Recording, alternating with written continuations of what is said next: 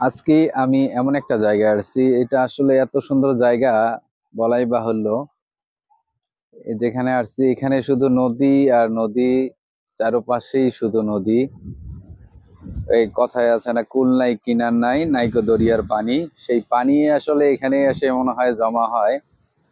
এত সুন্দর আর এত বাতাস, খুবই ভালো লাগলো। এত সুন্দর একটা পরিবেশ এখানে এসে পাইছি। আজকে আমি আসছি হচ্ছে সাগাটায়। সাগাটায় এখানে আসলে বিশাল বড় একটা নদী। এখানে আমি আসছি এখানে একটু ঘোরার জন্য।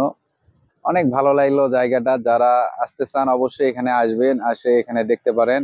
খুব ভালো লাগবে। এখন যেহেতু হচ্ছে বৃষ্টির সিজন, তো পুরা নদী এখনো আর কি ভরা, শুধু ঢেউ আর ঢেউ। আসলে না আসলে আপনারা কেউ বুঝতে পারবেন না এখানে।